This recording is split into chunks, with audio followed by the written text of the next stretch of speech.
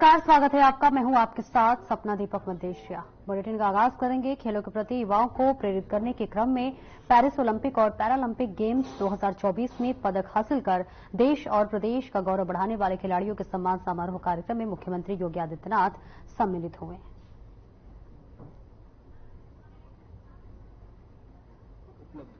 वंदे वंदे वंदे। Paris Olympic एवं Paralympic games 2024 के खिलाड़ियों के सम्मान के लिए आयोजित आज के इस समारोह में उत्तर प्रदेश सरकार में मंत्रिमंडल के मेरे वरिष्ठ सहयोगी, उप मुख्यमंत्री श्री ब्रजेश पाठक जी, प्रदेश सरकार के वित्त एवं संसदीय कार्य मंत्री श्री सुरेश कुमार खन्ना जी, भारतीय जनता पार्टी के प्रदेश के कर्मठ और लोकप्रिय अध्यक्ष चौधरी भूपेंद्र सिंह जी, प्रदेश सरकार के खेल मंत्री श्री गिरीश चंद यादव जी, लखनऊ की महापौर श्रीमती सुषमा खरकवाल जी, माननीय विधायक डॉक्टर नीरज वोरा जी, अवनीश कुमार सिंह जी, भारतीय जनता पार्टी के प्रदेश महामंत्री श्री संजय राय जी, खेल विभाग के सभी अधिकारीगण, खिलाड़ी और उपस्थित बहनों और भाइयों, आज यहां पर 2024 के पेरिस ओलंपिक और पैरालंपिक में प्रतिभाग करने वाले और पदक प्राप्त करने वाले उत्तर प्रदेश के खिलाड़ियों का इस सम्मान समारोह हो रहा है। इस अवसर पर अभी मंच पर उन खिलाड़ियों का सम्मान किया गया है। मैं एक बार फिर से प्रदेश सरकार की ओर से और उत्तर प्रदेश की 25 करोड़ जनता की ओर से इन सभी पेरिस ओलंपिक और पैरालंपिक में प्रतिभाग करने वाले, पदक प्राप्त करने वाले सभी खिलाड़ियों का हृदय से स्वागत करता हूं, अभिनंदन करता हूं। और आज जो सम्मान उन्हें यहां प्रदान किया जा रहा है, इसके लिए उन सबको हृदय से बधाई भी देता हूं। हम सब जानते हैं कि जिन खिलाड़ियों ने आज यहां पर सम्मान प्राप्त किया है, उनमें ओलंपिक में जो खिलाड़ी प्रतिभाग किए थे, श्री ललित कुमार उपाध्याय, श्री राजकुमार पाल ये हॉकी के, सुश्री पारुल चौधरी, सुश्री प्रियंका, सुश्री अन्नू रानी, सुश्री प्राची एथलेटिक्स के ये खिलाड़ी थे, जिसमें श्री ललित कुमार उपाध्याय, श्री राजकुमार पाल हॉकी इंडिया की टीम के सदस्य के रूप में इन्होंने कांस्य पदक जीता और इसके लिए उन्हें 1-1 करोड़ रुपए की धनराशि से यहां पर सम्मानित किया गया है। मैं इनको हृदय से बधाई देता हूं, अपनी शुभकामनाएं देता हूं।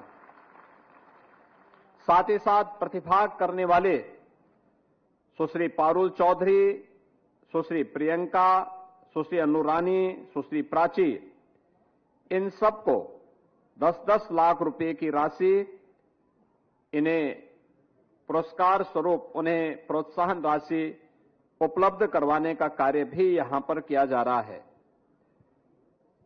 पैरालंपिक में उत्तर प्रदेश के जिन खिलाड़ियों ने पेरिस में वहां पर प्रतिभाग किया था, उनमें श्री प्रवीण कुमार, श्री सुहास एलवाई, श्री अजीत सिंह, सुश्री प्रीतिपाल, सुश्री सिमरन, श्री दीपक कुमार, सुश्री साक्षी कसाना, श्री यश कुमार, ये 8 खिलाड़ी प्रतिभाग किए थे, जिसमें श्री प्रवीण कुमार ने स्वर्ण पदक जीत करके आज उन्हें 6 करोड़ रुपए की पुरस्कार राशि से आज यहां पर सम्मानित किया गया है।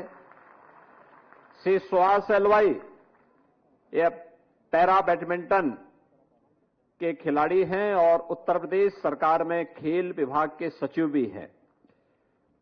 उन्हें लगातार दूसरी बार ओलंपिक में रजत पदक प्राप्त होने पर उन्हें 4 करोड़ रुपए की राशि से यहां पर सम्मानित किया गया है।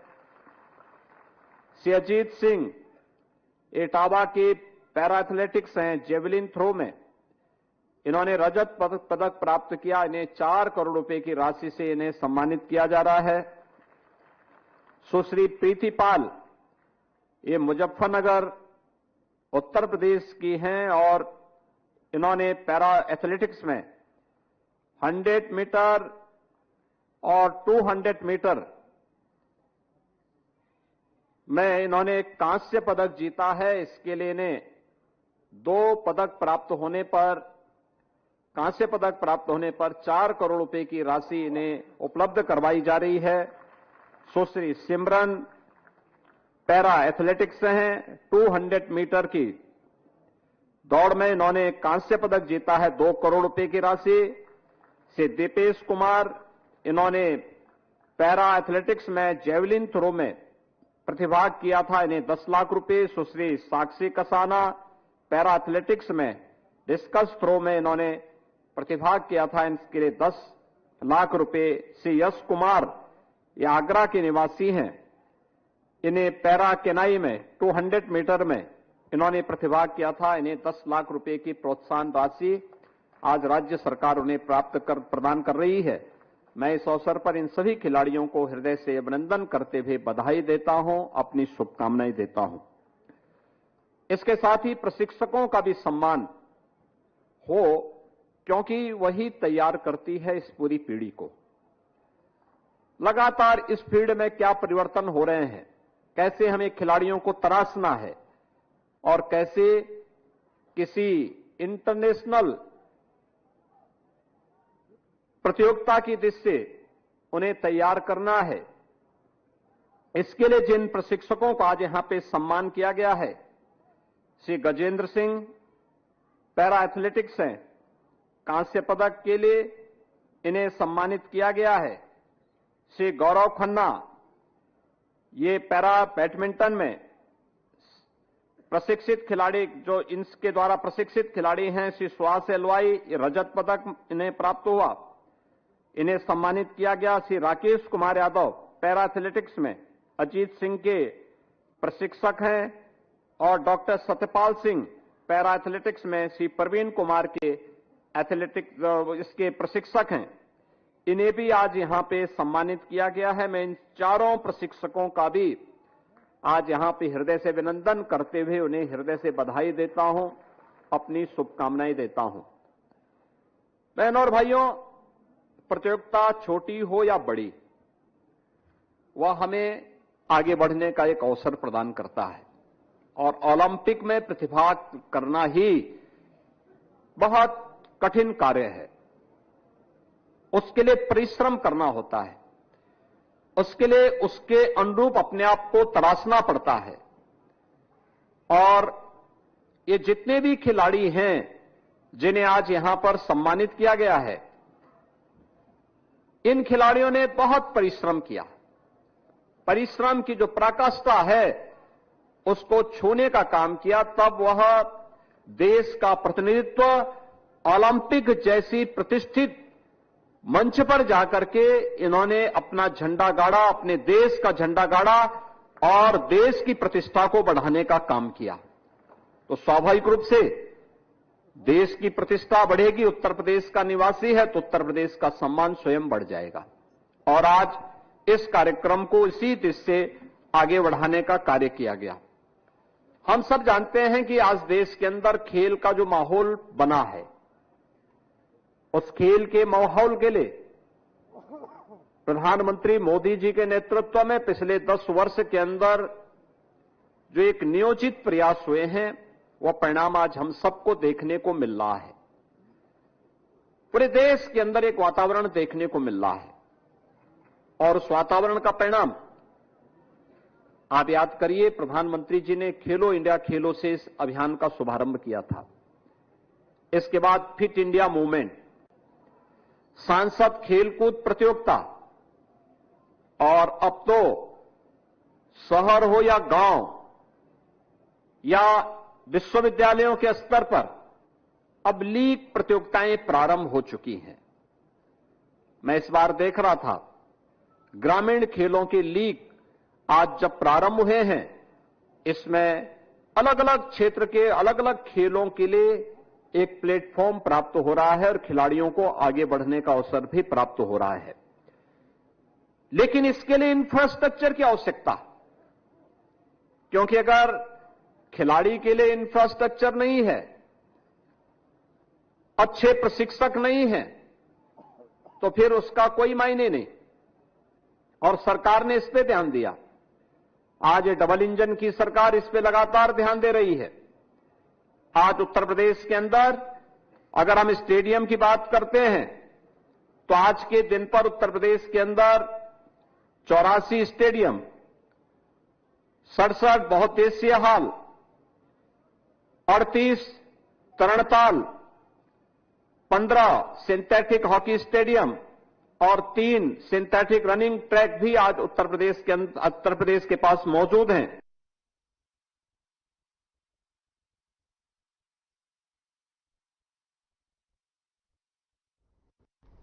और वहीं जमैका के प्रधानमंत्री एंड्रयू होलनेस और प्रधानमंत्री नरेंद्र मोदी की मौजूदगी में भारत और जमैका के बीच समझौता ज्ञापन का आदान प्रदान किया गया।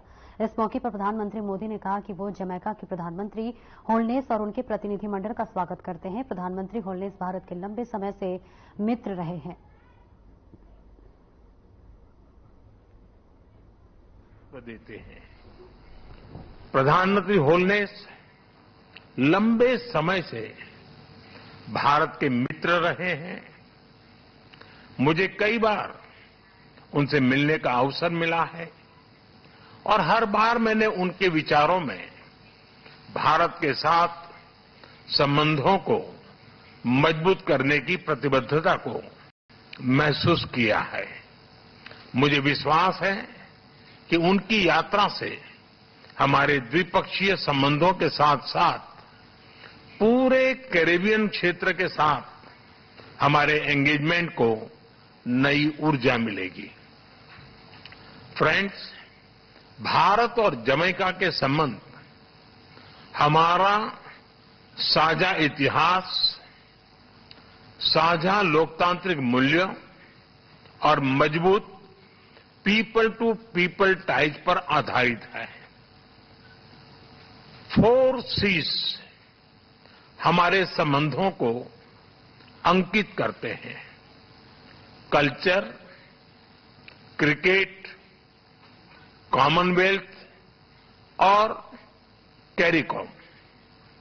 आज की बैठक में हमने सभी क्षेत्रों में अपना सहयोग सुदृढ़ करने पर विचार किया और कई नए इनिशिएटिव्स की पहचान की। भारत और जमैका के बीच व्यापार और निवेश में वृद्धि हो रही है। जमैका की विकास यात्रा में भारत सदैव एक विश्वसनीय और प्रतिबद्ध डेवलपमेंट पार्टनर रहा है। इस दिशा में हमारे सभी प्रयास जमैका के लोगों की आवश्यकताओं पर आधारित रहे हैं। आईटेक तथा आईसीसीआर स्कॉलरशिप के माध्यम से हमने जमैका के लोगों के स्किल डेवलपमेंट और कैपेसिटी बिल्डिंग में योगदान दिया है। डिजिटल पब्लिक इंफ्रास्ट्रक्चर, लघु उद्योग, biofuel, innovation, health, education, agriculture जैसे क्षेत्रों में हम अपना अनुभव जमैका के साथ साझा करने के लिए तैयार हैं। रक्षा के क्षेत्र में भारत द्वारा जमैका की सेना की ट्रेनिंग और कैपेसिटी बिल्डिंग पर हम आगे बढ़ेंगे। Organised crime, drug trafficking, terrorism हमारी साझा चुनौतियां हैं। हम मिलकर इन चुनौतियों का सामना करने पर सहमत हैं। स्पेस सेक्टर में भी हमें अपना सफल अनुभव जमैका के साथ साझा करने में खुशी होगी। फ्रेंड्स, आज की बैठक में हमने कई वैश्विक एवं क्षेत्रीय मुद्दों पर भी चर्चा की। हम सहमत हैं कि सभी तनावों और विवादों का समाधान बातचीत के माध्यम से किया जाना चाहिए। हम मिलकर वैश्विक शांति और स्थिरता सुनिश्चित करने के लिए अपने प्रयास जारी रखेंगे। भारत और जमैका एक मत है कि यूनाइटेड नेशन सिक्योरिटी काउंसिल सहित सभी ग्लोबल इंस्टीट्यूशंस में सुधार आवश्यक है। इन्हें समकालीन रूप देने के लिए हम साथ मिलकर काम करते रहेंगे।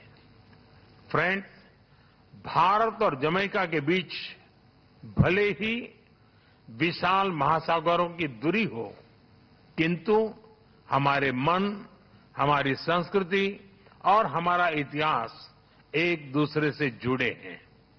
लगभग 180 वर्ष पहले भारत से जो लोग जमैका गए थे, उन्होंने हमारे पीपल टू पीपल टाइप की मजबूत नींव रखी थी। आज जमैका को अपना घर मानने वाले लगभग 70,000 भारतीय मूल के लोग हमारी साझा विरासत का प्रत्यक्ष उदाहरण है। उनकी देखरेख के लिए मैं प्रधानमंत्री होलनेस और उनकी सरकार का आभार व्यक्त करता हूं। जिस प्रकार भारत से योग, बॉलीवुड और फोक म्यूजिक को जमैका ने अपनाया गया है, उसी तरह जमैका के रेगे और डांस हॉल भी भारत में पॉपुलर हो रहे हैं। आज किए जा रहे कल्चरल एक्सचेंज प्रोग्राम से हमारी आपसी नजदीकियां और बढ़ेगी। हमने दिल्ली में जमैका उच्चायोग के सामने सड़क का नाम जमैका मार्ग रखने का निर्णय लिया है। यह सड़क भावी पीढ़ियों के लिए हमारी गहरी मित्रता और हमारे सहयोग का मार्ग प्रशस्त करेगी। क्रिकेट प्रेमी देशों के रूप में स्पोर्ट्स हमारे संबंधों में एक बहुत मजबूत और महत्वपूर्ण कनेक्टिंग लिंक रहा है।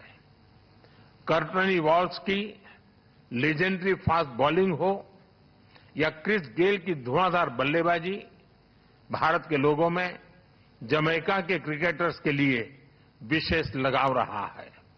हमने स्पोर्ट्स में अपना सहयोग और गहरा करने पर भी विचार विमर्श किया। मुझे पूरा विश्वास है कि आज की चर्चाओं से निकले आउटकम्स हमारे संबंधों को उसेन बोल्ट से भी तेज गति देंगे और हम निरंतर नई ऊंचाइयां छूते रहेंगे। एक्सेलेंसी, एक बार फिर आपका और आपके डेलीगेशन का भारत में बहुत बहुत स्वागत है। बहुत बहुत धन्यवाद। Thank you, sir. May I now request His Excellency Dr. the Most Honorable Andrew Holness, ONPC MP, Prime Minister of Jamaica, to give his remarks to the media. Your Excellency, Narendra Modi, Prime Minister of India, members of the media, distinguished guests, ladies and gentlemen, namaskar. Let me begin by thanking the Government of India for the warm welcome and the hospitality extended to me and my delegation on this, my first visit to India. Jamaica values the strong fraternal ties with India since our independence. Our relationship, however, predates the formal establishment of diplomatic ties, as Indian migrants came to Jamaica in the 1800s at a crucial juncture in the economic history of Jamaica. Almost 2 centuries now, Indians have made their mark in Jamaica, contributing to our country's development in various spheres, including health, education, information technology, and business. Their contribution to Jamaica's rich cultural heritage is also evident in our cuisine, music, and dance. In recognition of this, we celebrate Indian Heritage Day annually on the 10th of May to commemorate the arrival of the first Indians in 1845. Our strong people-to-people exchanges over the decades form the backdrop for our bilateral engagement today. Having had very fruitful talks with Prime Minister Modi, I can say with confidence that today heralds a new phase in Jamaica-India bilateral relations. Our discussions touched a range of issues of mutual interest, including health, agriculture, digital transformation, film, education, sports, tourism, and many other subjects. While we have largely recovered from the COVID-19 pandemic, I must convey on behalf of the government and people of Jamaica our sincere gratitude to the government and people of India for the tremendous support provided to us during our time of need as part of your vaccine friendship scheme. We are immensely grateful that we could count on India as a true friend and partner during those difficult times. As Jamaica continues its development journey, we must urgently build our human capital to ensure that we can thrive and succeed in a technology-driven world. We are therefore grateful for the scholarships and high-quality training provided by the Government of India under the iTech program, from which hundreds of Jamaican nationals have benefited over the years. As India positions itself as the knowledge capital of the world, we recognize the remarkable strides made by... और फिलहाल इस bulletin में इतना ही। दीजिए इजाजत। नमस्कार।